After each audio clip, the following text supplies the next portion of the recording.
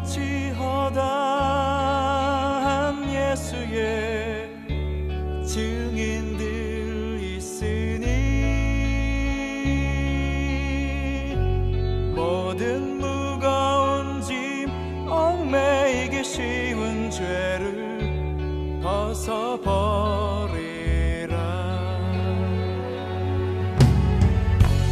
우리 앞에 펼쳐진 삶들을 믿음의 경주니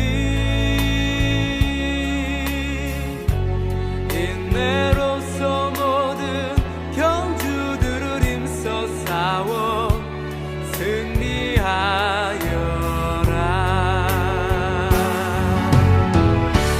믿음의 본 되신 십자가 지신 주님, 어려움 닥칠 때마다 예수를 깊이 생각하자.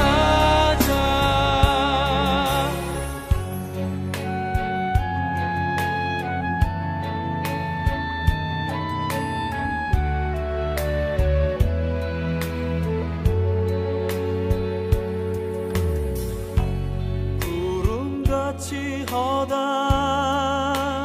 예수의 증인들 있으니 모든 무거운 짐 얽매이기 쉬운 죄를 벗어버리라.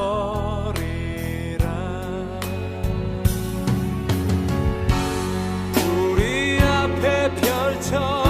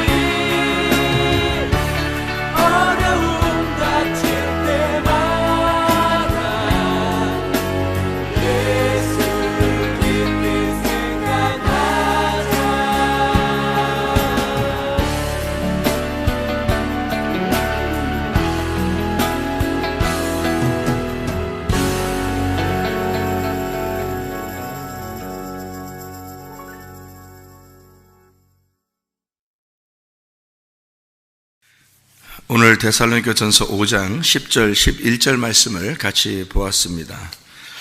여기 보니까 우리 예수님께서 늘 우리와 함께 하시기를 원하신다, 그렇게 이야기를 했어요. 임마누엘 되신 하나님이시죠. 예수님이 우리와 함께 하시려고 한다니까 그게 우리 임마누엘 되신 하나님이시다, 이렇게 볼 수 있어요. 임마누엘이라는 건 여러분이 잘 알듯이 임마누엘은 하나님이 우리와 함께 하시다, 임이라는 말이 함께, 같이, 그 안에, 이런 말이고, 이게 아맘, 결합하다, 어둡게 하다, 숨기다, 어둡게 되다, 그런 말이고, 마누가 우리고, 우리라는 말이고, 엘, 힘이라는 말, 힘센, 젖는 자, 아엘, 힘센 거, 우두머리, 수양, 상수리나무, 나무, 기둥, 이런 말이에요. 울이라는 말에서 오는데, 이 울이라는 게 꼬다, 강하다, 또 힘, 오그라진 몸, 이런 얘기입니다. 그래서 결국에는 이제 이 하나님이 우리와 같이 결합해서 하나가 되어 있는 상태, 요거를 임마누엘 이렇게 이야기해요. 그러니까 임마누엘 그러면 우리와 함께 하신다 그러니까 옆에서 이렇게 함께 이렇게 다닌다 이런 의미는 아니고, 같이 우리 안에서 함께 하신다는 그런 말인데요. 우리가 하나님 안에 들어가서 함께 있고 하나님이 우리 안에 들어와서 함께 있는 그런 걸 임마누엘이라고 이렇게 표현해요. 이렇게 같이 꼬여 있는 상태요. 하나가 된, 둘인데 하나가 돼서 이렇게 꼬여 있는 상태를 임마누엘이라고 그렇게 말합니다.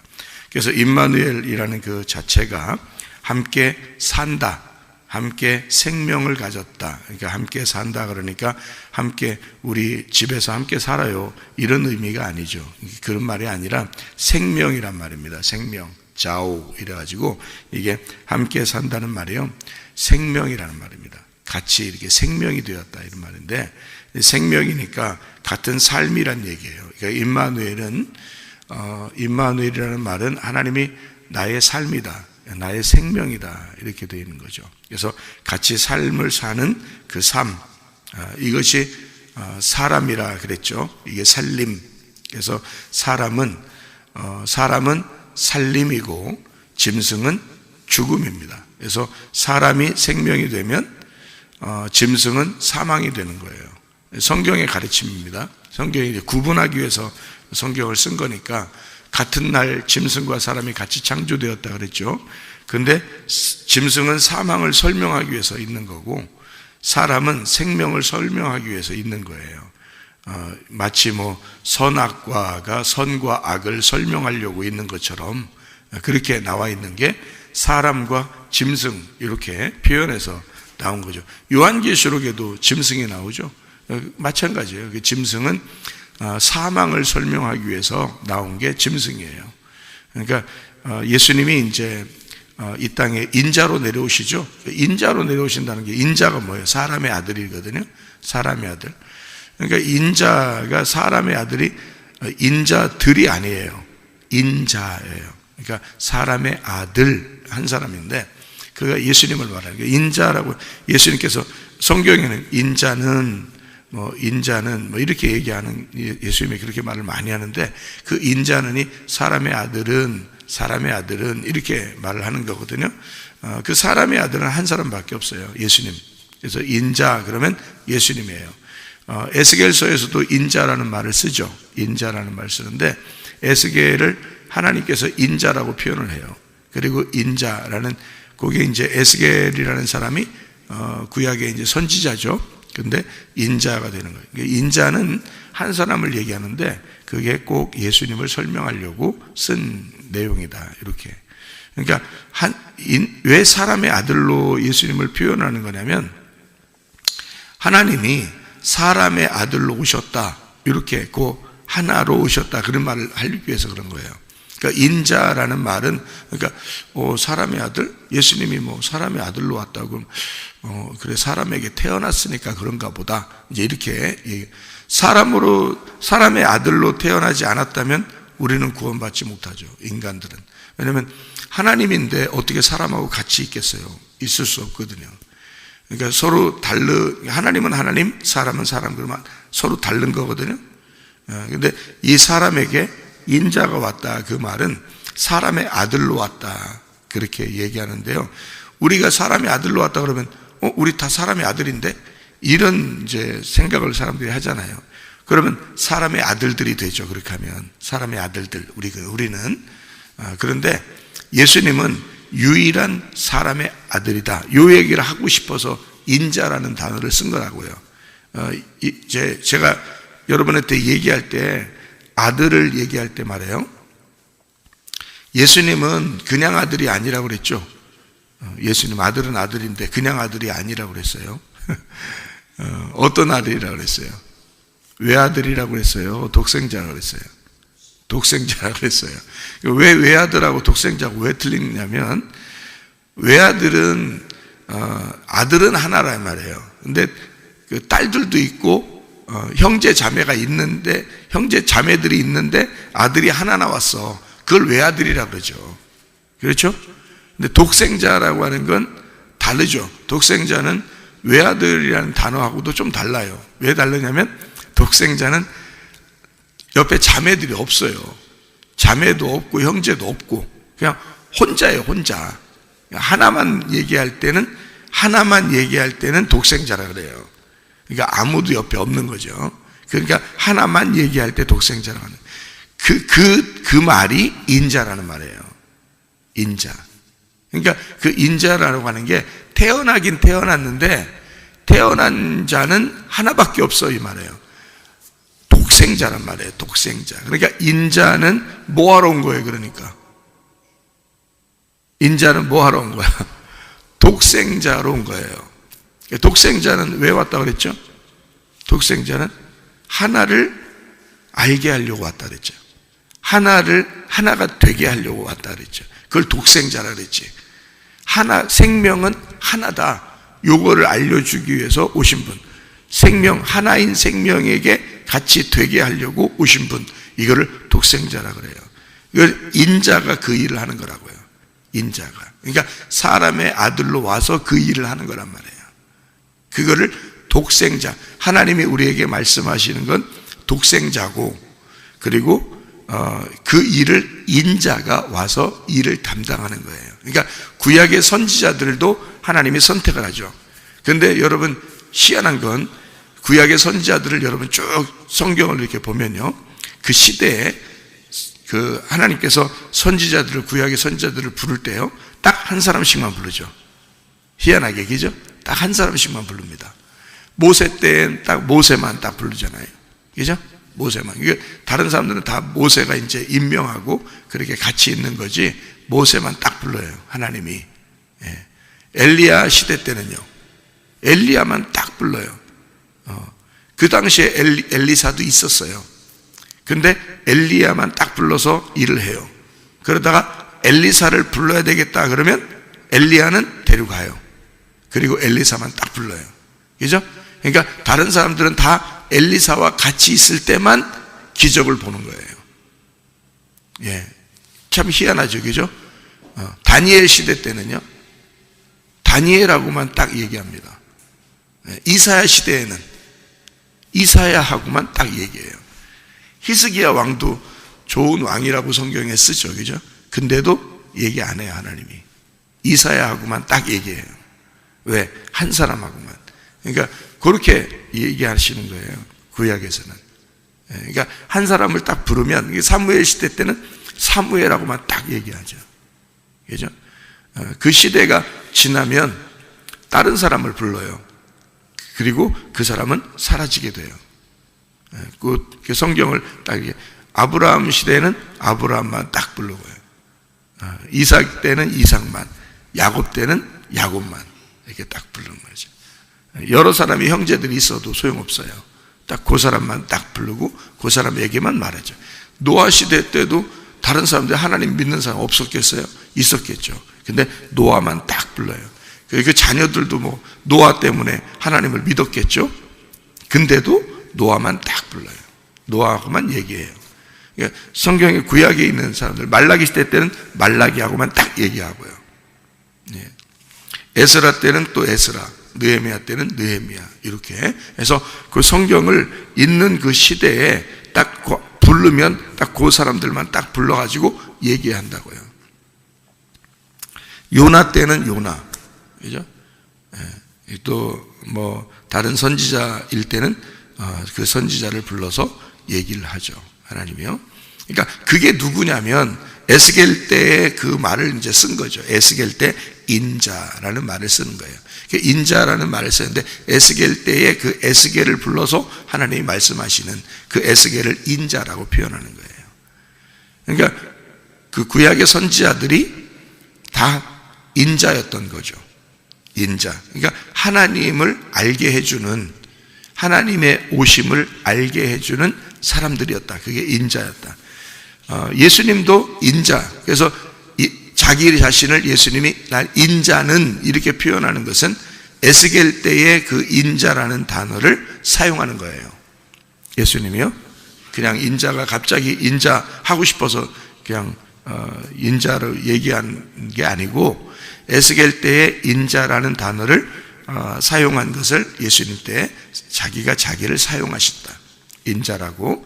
그러니까 예수님도 구약으로 말하면 하나의 선지자가 되는 거죠. 구약으로 말하면 하나의 선지자. 그리고 이 땅에 이제 보냄을 받은 실로암, 이 땅에 보냄을 받은 실로암이 예수님이었다. 그리고 그 보냄을 받은 자가 사도죠.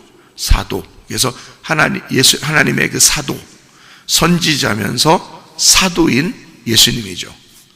예수님이요. 그렇게 예수님이 보냄받은 인자, 독생자, 하나님과 우리를 하나 되게 만드는, 하나로 알게 하게 만드는 그런 독생자가 바로 예수님, 그 인자였다 하는 말입니다. 우리 하나님께서는 인자로 이 땅에, 우리 주님으로 이 땅에 오셨다. 우리와 함께 어떻게 하려고? 생명으로 살려고.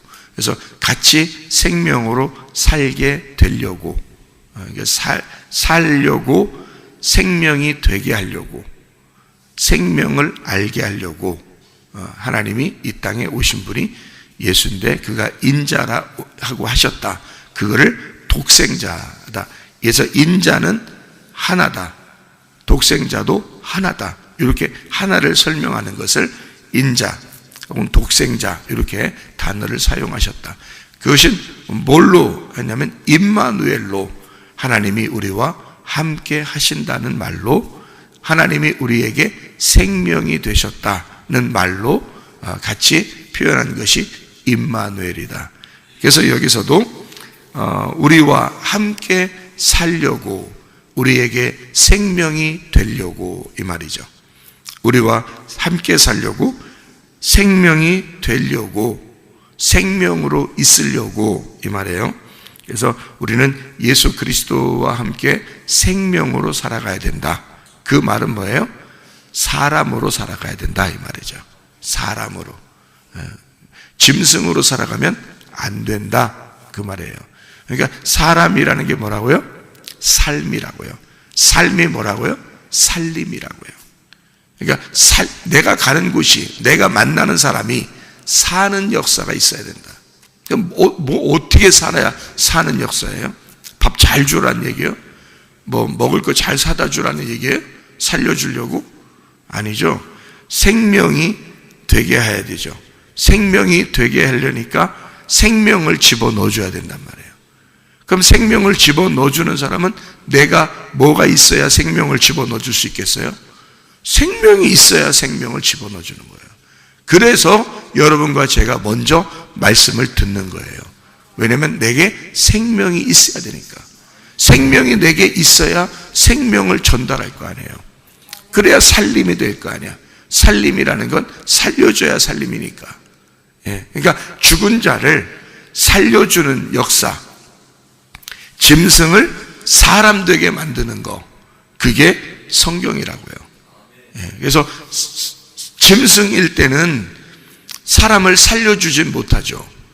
짐승이 사람을 돌보는 건 아니니까. 사람이 양을 돌보는 거죠. 양이 사람을 돌보는 게 아니란 말이에요. 그러니까 양이 사람을 살려주는 게 아니라 사람이 양을 살려주는 거예요. 그래서 그걸 목자라 그러죠. 그러니까 우리는 살림, 사람이 되자, 살림을 하자, 생명을 갖자, 이 말은 양을 살려주는 사람이 되자, 이 말이거든요. 양을 살려주자, 그게 우리의 삶이다, 이거죠. 삶, 이게 살림이다. 양을 살려주자. 그러면 분명히 구분되는 게 있다는 얘기죠, 그죠? 양이라는 것과 사람이라는 게 구분된다는 얘기예요. 양은 뭐예요? 양도 짐승이에요. 양도 동물이라고요. 그러니까 한 날, 창세기 1장에 한 날 창조되었는데 뭐가? 짐승과 사람이 같이 창조되었다. 그러면 양도 짐승 짐승에게 해당되는 거로 만들어졌단 말이에요. 사람은 사람으로 만들어졌고, 그러면 이게 뭐냐고요, 이게. 유일한 사람이 예수 그리스도라고 얘기하는 거예요. 그걸 인자라고 얘기하는 거고, 그게 독생자라는 말이야. 사람으로 태어난 자는 하나밖에 없다. 그 얘기를 하려고 하는 거죠. 그러니까 사람으로 태어난 자, 그가 생명이고, 그가 삶이고, 그가 살림이란 말이에요. 예수 없이는 살림이 안 돼요. 예수 없이는 우리에게 삶이 없습니다. 예수 없이는 생명이 안 오는 거예요. 그러니까 예수만 생명이니까 내가 예수가 되든지, 예수가 내가 되든지, 그래서 예수가 된 그 생명이 된 자만 짐승을 돌보고 살리는 거란 말이에요. 그러니까 우리는 사람으로 살 거냐, 짐승으로 살 거냐 이거지. 그러니까 짐승은 죽는 거예요. 그리고 사람은 살림하는 거고요. 생명을 얻는 거. 그래서 사람은 생명, 짐승은 사망, 이렇게 되는 거지. 그게 성경이 그렇게 딱 구분이 돼서 얘기하는 거예요. 예수님이 요한복음 1장에 저 보라 세상 죄를 지고 가는 하나님의 어린 양이로다라고 누가 얘기했죠, 그죠? 침례 요한이 예수님 보고서 다 보라 세상 죄를 지고 가는 하나님의 어린 양이로다. 뭐라는 얘기예요? 사람 왔다 그 말이야? 어린 양 왔다 그랬잖아요. 사람 왔다 그러지 않고 어린 양 왔다 그 말. 어린 양 왔다 그 말은 뭔 얘기예요? 짐승 왔다 그 말이에요. 짐승 왔다 그러잖아요. 어린 양 왔다, 짐승 왔다, 같은 말이잖아요. 짐승은 뭐 하는 거예요? 죽어야 되는 거라니까. 그러니까 보라 세상 죄를 지고 가는 하나님의 어린 양, 짐승이 왔다. 저분은 뭐 하러 온 거다? 죽으러 온 거다 이 말이에요. 짐승은 죽는 거니까. 그러면 어린 양이 왔다 그 말은 겉으로 볼 때는, 우리가 볼 때는 사람이겠죠. 그런데 이제 영적으로 이렇게 볼 때는 뭐를 뒤집어 쓰고 있는 거예요. 이거를, 예, 짐승의 가죽을 뒤집어 쓰고 있는 거지. 그러니까 뭐 입고 왔다는 얘기야? 무슨 옷 입고 왔다는 거지? 가죽 옷 입고 왔다는 거지. 보라 세상 죄를 지고 가는 하나님의 가죽 옷을 입고 왔구나 이 말이잖아. 가죽 옷을 입고 온 사람은 죽는 거란 말이에요. 그러니까 가죽 옷을 입혔다 그러면 그게 물론 이제 부끄러움을 가려주는 구원이다라고 말할 수 있지만, 가죽 옷을 입었다는 얘기는 창세기에 가죽 옷을 입혔다 하나님이, 그 말은 예수님이 오시는 모습으로 봐서는 양으로 오셨다 그 말이에요. 양으로, 짐승으로 갔다 그 말이고요. 너 짐승으로 만들었다 그 말이에요. 그죠? 예, 가죽 옷이니까 짐승으로 만들었다. 그래서 예수님을 죽으실 때 예수님이 몸에 털이 많았어요, 뭐 그런 뜻이에요? 가죽 옷을 입었다니까? 그런 거 아니죠. 예. 예수님 돌아가실 때 어떻게 돌아가셨어요? 예? 십자가에 돌아가시니까 십자가에서 예수님 어떤 모습이었어요? 예? 어떤 모습이었어? 옷을 벗었잖아요. 옷을 다 벗겼잖아. 그래서 뭘로 돌아가셨어요? 알몸으로 돌아가셨잖아요. 그 알몸, 그러니까 예수님이 털이 많이 보였어요? 가죽 옷 입었다 그러니까?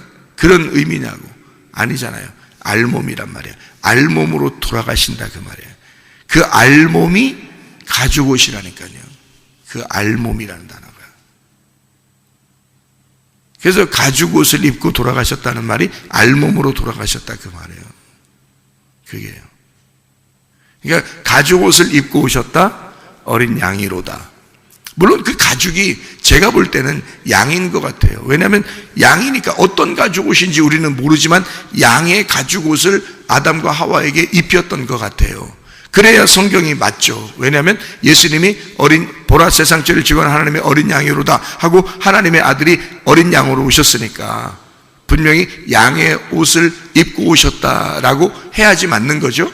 그래야 가죽 옷이 그 옷이 되어야 맞는 거니까 아담과 하와에게 입혀줬던 가죽 옷은 양의 옷을 입혀준 것이 맞아야죠. 그죠? 그 말이 맞아야지. 그러니까 아담과 하와를 가려주기 위해서 누군가가 죽은 거죠. 그게 어린 양이었다는 거죠. 양이 죽어서 그 양의 가죽을 이제 아담과 하와가 입은 겁니다. 왜냐하면 그들은 무화과 나무 잎으로 치마를 해 입었으니까, 속옷을 해 입었으니까, 그러니까 가죽옷이라고 하는 걸 가죽을 벗겨서, 양을 죽이고 가죽을 벗겨서 아담과 하와를 입혀줬으니까, 그게 가죽옷이니까 양의 옷이었을 거란 말이에요. 사람과 크기가 비슷한 양을 잡아서 이제 옷을 입혀가지고 이제 내보냈을 거란 말이죠. 물론, 그죠?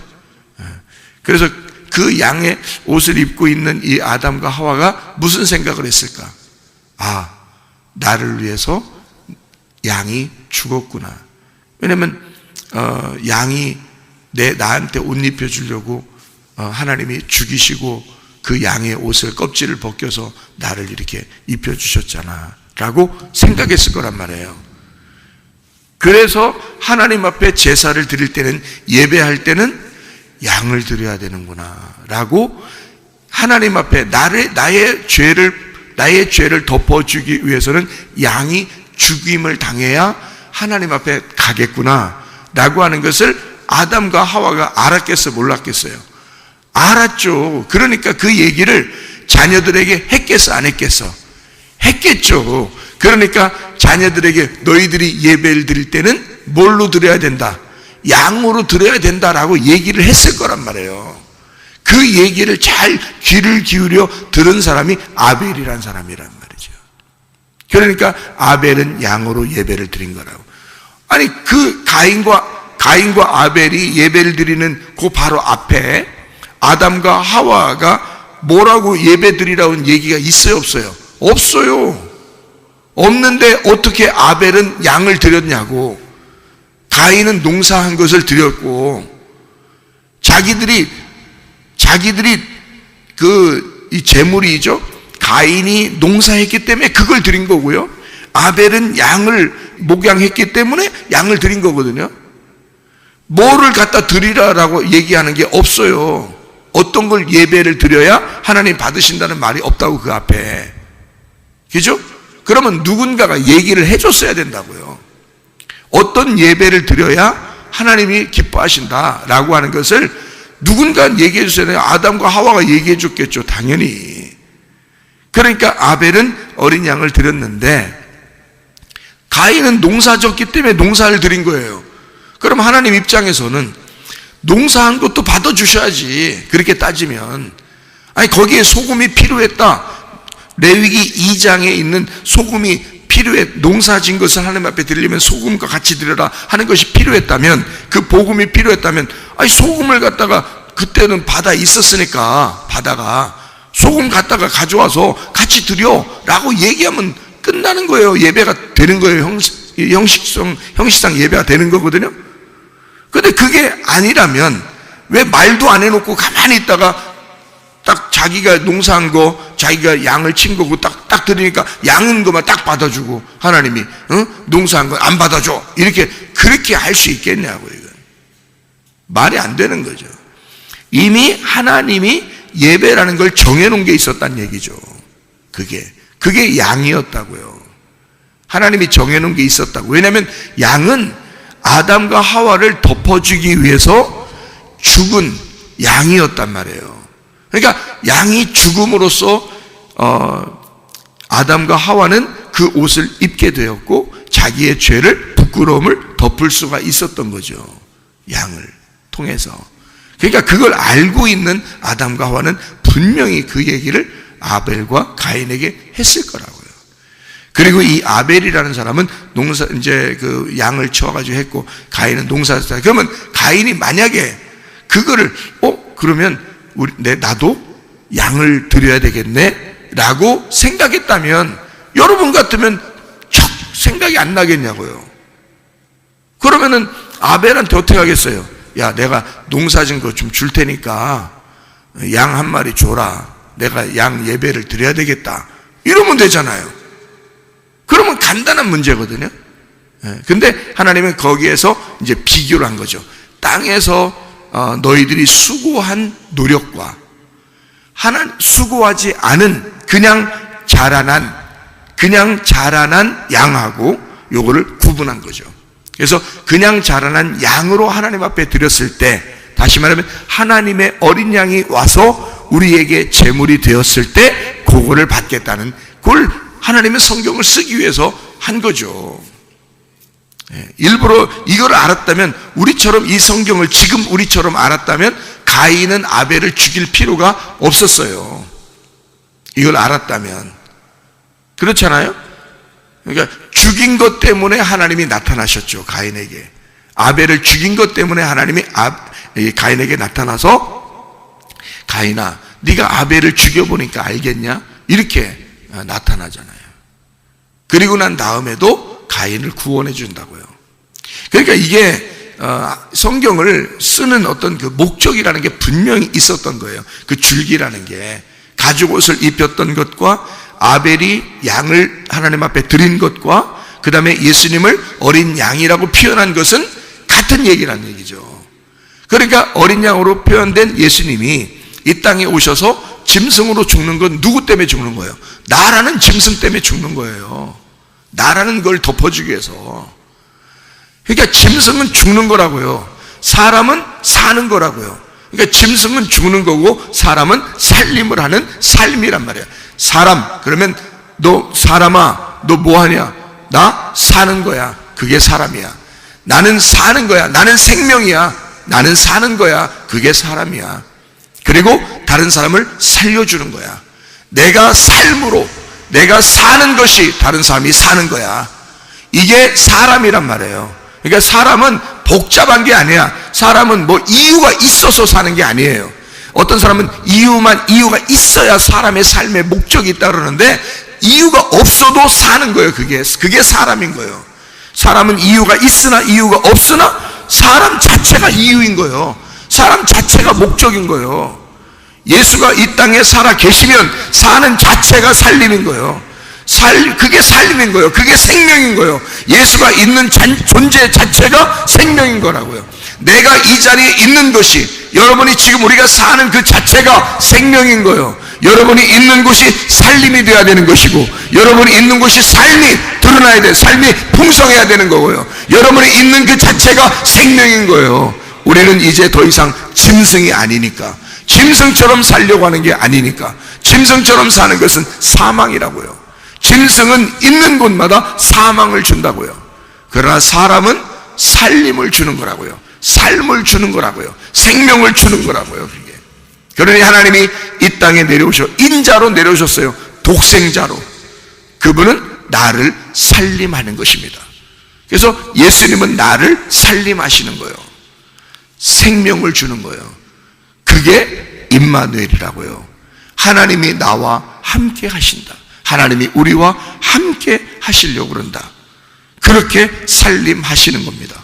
여러분도 예수 그리스도와 임마누엘 하시면서 다른 사람을 살리는 사람들이 되셔야 합니다. 11절 하나 읽고 마치도록 할게요. 데살로니가전서 5장 11절입니다. 그러므로 피차 권면하고 서로 덕을 세우기를 너희가 하는 것 같이 하라. 자, 보세요. 그러므로 피차 권면하고 서로 덕을 세우기를 너희가 하는 것 같이 하라. 뭐예요? 자, 사람 돼. 임마누엘 하나님이 나와 함께 하셔서 내게 생명이 되셨어. 내가 사람이 됐어. 그러니까 사람이 돼서 내가 사는 것이 사람을 살리는 거야. 그렇죠? 그래서 피차 권면해. 서로 덕을 세워 너희가 하는 것 같이 하라.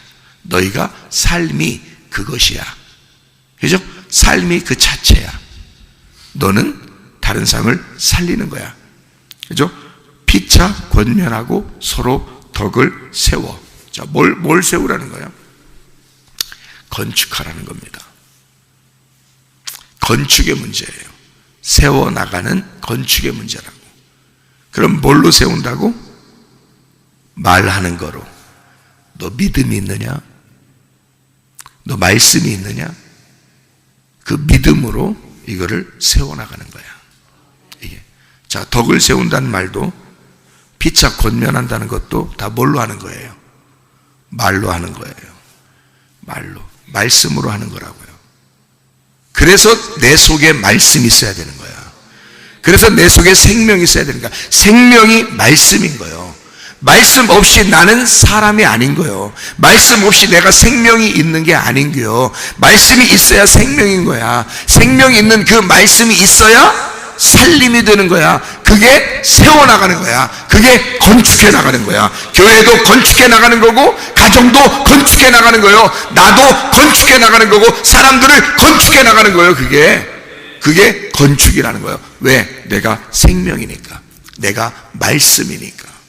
하나님이 나와 함께 하시는 그 임마누엘, 그 주님과 오늘도 동행하다가 주님 만나시기를 바랍니다. 아멘. 기도하겠습니다.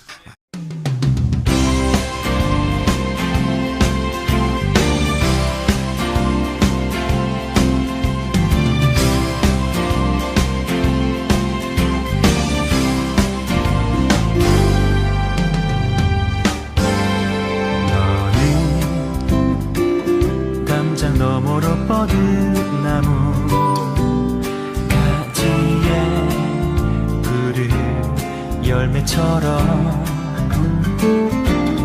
하나님의 귀한 축복이 삶에 가득히 넘쳐날 거야.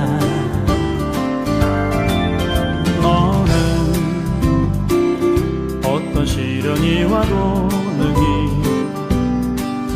이겨낸 강한 발이 있어. 전능하신 하나님께서 너와 언제나 함께 하시니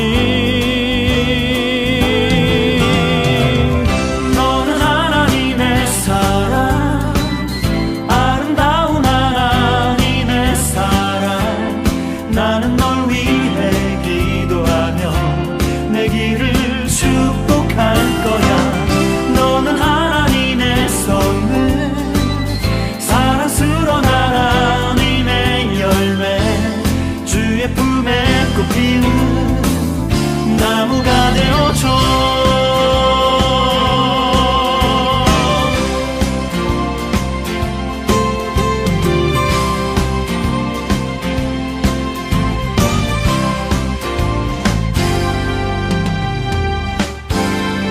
너는 담장 너머로 뻗은 나무 가지에 푸른 열매처럼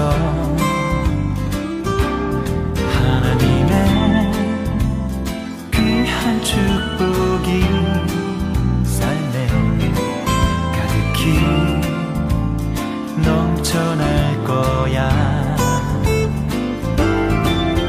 너는 어떤 시련이 와도 능히 이겨낸 강한 발이 있어. 전능하신 하나님께서 너와 언제나 함께 하시니 너는 하나님의 사랑, 아름다운 하나님의 사랑. 나는 널 위해 기도하며 내 길을 축복할 거야.